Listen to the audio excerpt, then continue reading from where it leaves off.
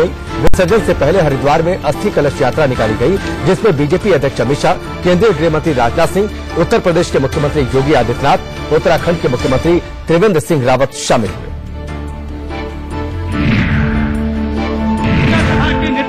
अटल जी की अस्थियां आज गंगा की गोद में विलीन हो गई।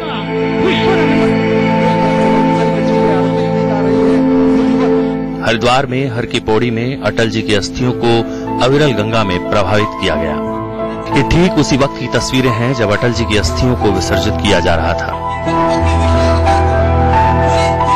हरिद्वार में हर की पौड़ी घाट पर ब्रह्मकुंड में वैदिक मंत्रोच्चार के बीच अटल जी की बेटी नमिता ने उनकी अस्थियों को गंगा में विसर्जित किया। इस दौरान बीजेपी अध्यक्ष अमित शाह, गृह मंत्री राजनाथ सिंह, यूपी के मुख्यमंत्री योगी आदित्यनाथ और उत्तराखंड के मुख्यमंत्री त्रिवेंद्र सिंह रावत भी हर की पौड़ी पर मौजूद रहे। भारत रत्न अटल बिहारी वाजपेयी की अस्थि कलश की जो पूजा अर्चना थी वो अब अंतिम प्रक्रिया में विसर्जन की प्रक्रिया चल रही है और मंत्रोच्चार शुरू हो गए हैं और यही कामना है। सारे लोग आप देख सकते हैं हाथ जोड़कर प्रार्थना कर रहे हैं कि जो अटल बिहारी वाजपेयी जी की अस्थियां मां गंगा उन्हें अपने चरणों में स्थान दे और जो मोक्ष है, जो मुक्ति का द्वार है, वो मां गंगा भगवान उनके लिए खोलें और भारत माता की जयकारे के नारे इस दौरान लग रहे हैं। ये वो दृश्य है जो हर कोई अपने आंखों में कैद कर लेना चाहता है। तमाम जो हजारों की संख्या में जो यहाँ उनके प्रशंसक हैं वो दिखाई दे रहे हैं। उनके परिवारीजन, जो उनकी बेटी हैं रंजन भट्टाचार्य, बेटी नमिता कौल, वो अस्थियां विसर्जित करते हुए गंगा में दिखाई दे रही है। हर की पौड़ी में अस्थि विसर्जन से पहले आज अटल जी की अस्थि कलश यात्रा हरिद्वार में जहां से भी गुजरी, लोगों ने फूलों की बारिश की।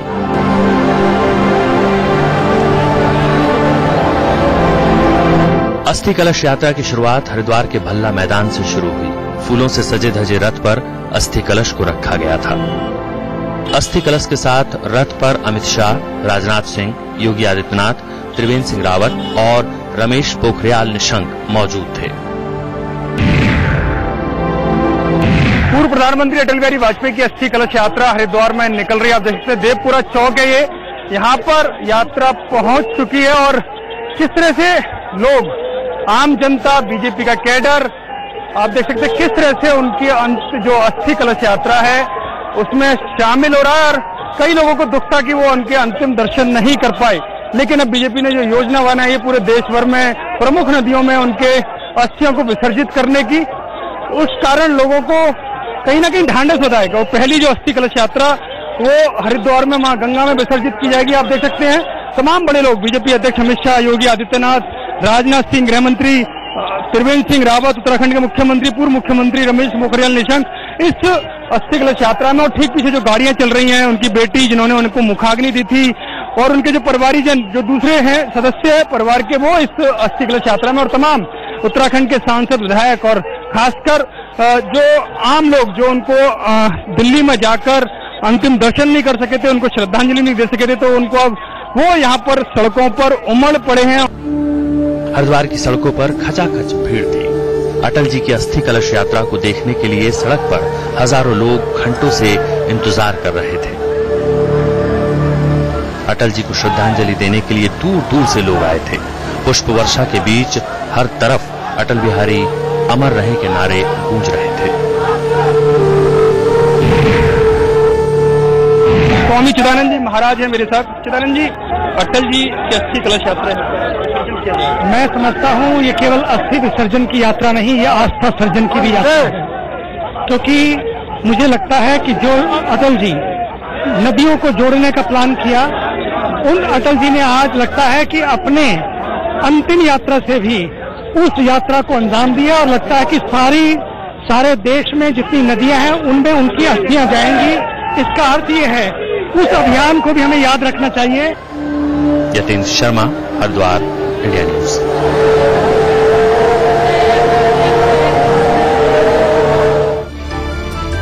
हरिद्वार कुंभ की नगरी है, मोक्ष की नगरी है, अमरत्व की नगरी है और इसी अमरत्व की लालसा लिए उनके परिवार वालों ने, बीजेपी के तमाम दिग्गज नेताओं ने उनकी अस्थियों का विसर्जन किया हरिद्वार की नगरी में कि यहां से उन्हें स्वर्ग में जगह मिले। अटल जी के अस्थि विसर्जन से पहले उनकी अस्थियों को दिल्ली के स्मृति स्थल से इकट्ठा किया गया। इस दौरान स्मृति स्थल पर अटल जी के परिवार के लोग और कुछ करीबी लोग मौजूद थे। राजनाथ सिंह समेत बीजेपी के कई नेता भी दिल्ली में स्मृति स्थल पर पहुंचे थे। इसके बाद अटल जी की अस्थियों को एयरपोर्ट ले जाया गया, जहां से देहरादून के जॉली ग्रांट एयरपोर्ट तक विमान के जरिए अस्थि कलश को ले जाया गया। देहरादून से हेलीकॉप्टर के जरिए अस्थि कलश को हरिद्वार के भल्ला कॉलेज मैदान ले जाया गया, जहां लोगों के अंतिम दर्शन के लिए अस्थि कलश को रखा गया। इसके बाद एक रथ में अस्थि कलश को रखकर करीब 2 घंटे तक कलश यात्रा निकाली गई और फिर दोपहर करीब 1:20 पर अस्थियों को हर की पैड़ी पर गंगा की लहरों में प्रवाहित कर दिया गया, विसर्जित कर दिया गया। 3 तस्वीर आपकी टेलीविजन स्क्रीन पर। दिल्ली से अस्थियों को इकट्ठा किया गया, इसके बाद एयरपोर्ट के जरिए विशेष विमान के जरिए जॉली ग्रांट एयरपोर्ट और वहां से हरिद्वार के भल्ला कॉलेज मैदान में रखा गया और वहां से हरिद्वार में हर की पैड़ी तक ले जाया गया। अंतिम अस्थि कलश यात्रा निकली, करीब 2 किलोमीटर का फासला था। यतेंद्र शर्मा हमारे सहयोगी हमारे साथ जुड़ चुके हैं, हरिद्वार से सीधे उनका रुख भी करते हैं। यतेंद्र, दिल्ली में अंतिम यात्रा निकली थी बीजेपी हेडक्वार्टर से और साथ ही स्मृति स्थल तक हमने भीड़ देखी थी, वैसे ही भीड़ इस अस्थि कलश यात्रा में भी देखने को मिली।